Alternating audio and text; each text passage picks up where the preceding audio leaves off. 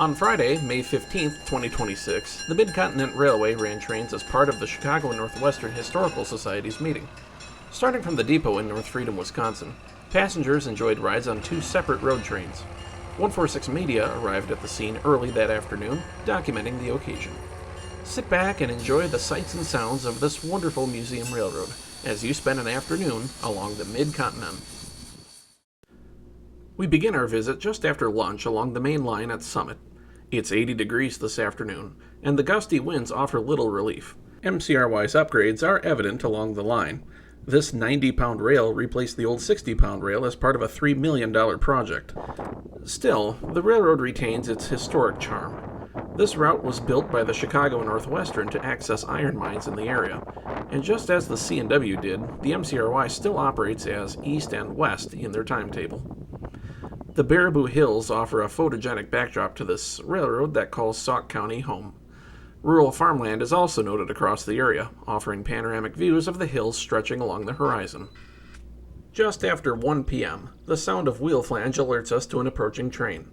Sporting fresh KGBW paint, Extra 7 West climbs the hill as it navigates the S-curves at Summit.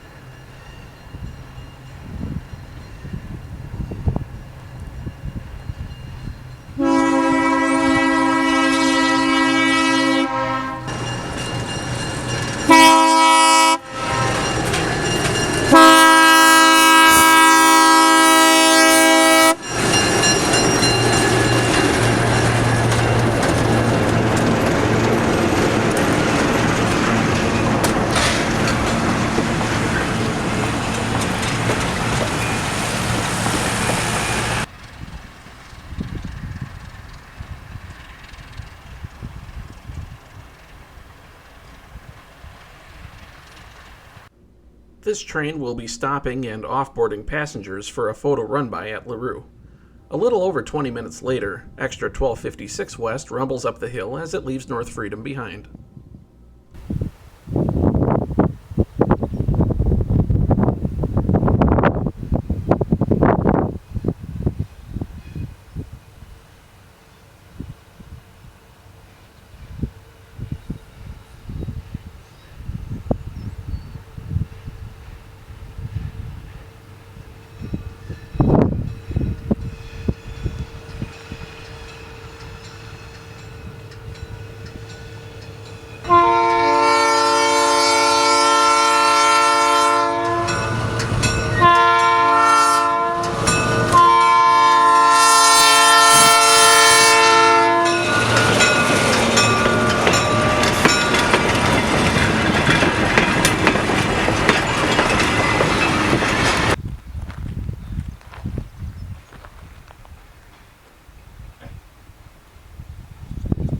More scenic views are to be had looking west from County Road W.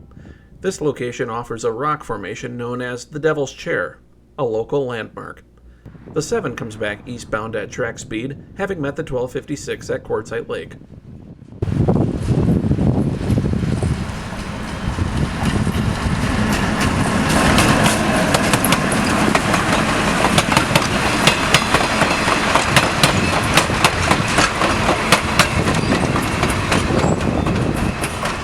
Next, we'll spend some time in North Freedom to watch various train movements.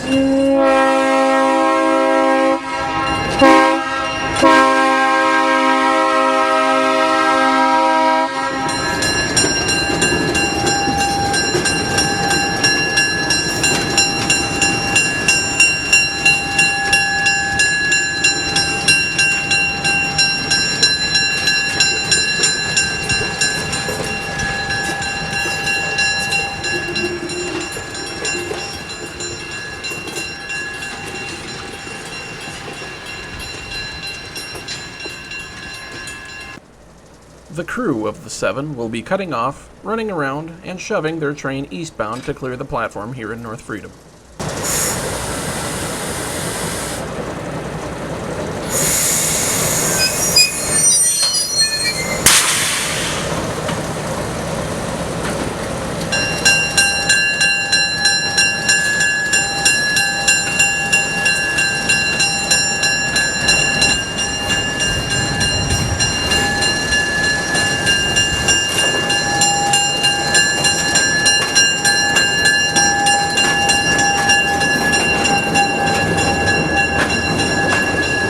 The headlight of the 1256 appears to the south, as the 7 ties back onto its train.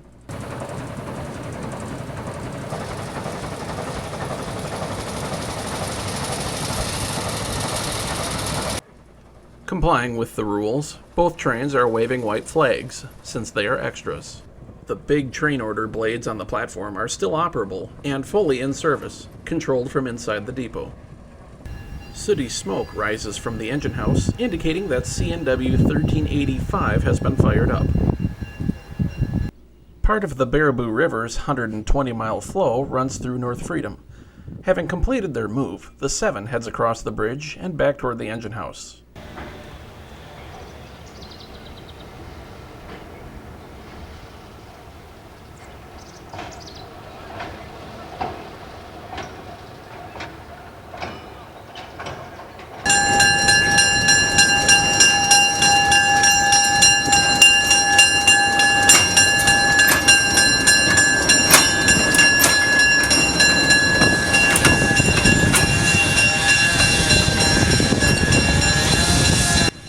With the line cleared ahead, 1256 heads eastbound toward the platform to do their runaround.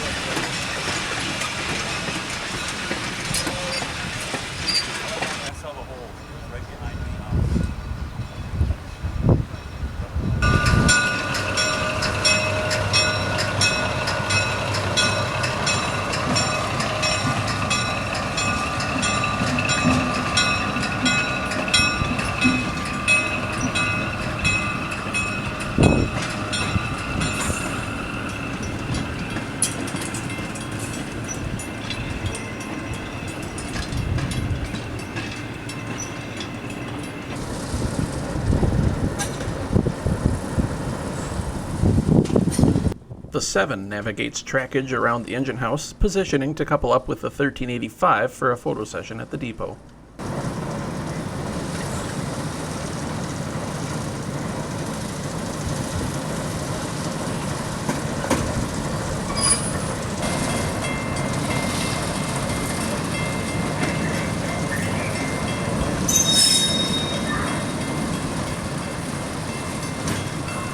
For the time being, spotting rail cars at the coach sheds can require a lightweight locomotive.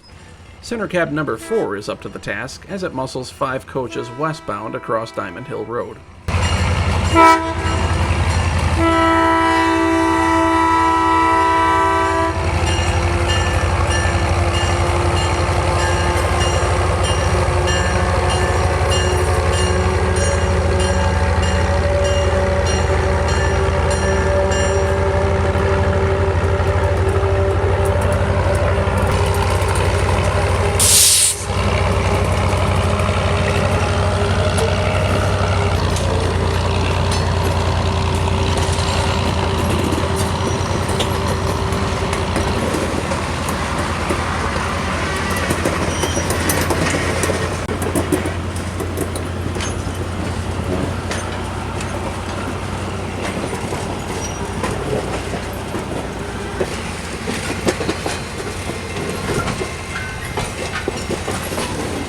The train crews of the 1256 and the 4 are all cleared up, and it's time for the big show as the 7 pulls the simmering 1385 eastbound.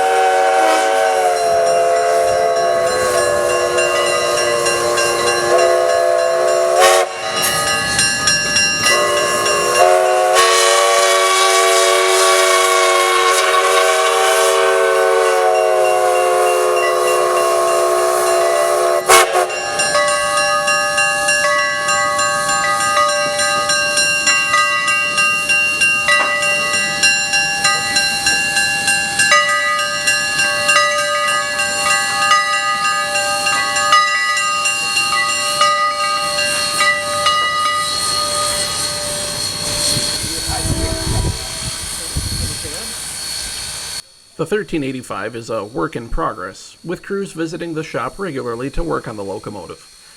The 1385 is a March 1907 graduate of Alco in Schenectady, New York.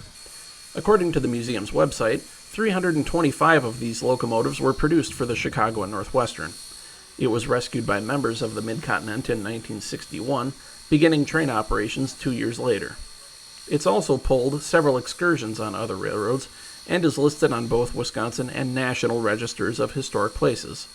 You can read all about the engine's history and the fascinating hard work to preserve this locomotive at the museum's website.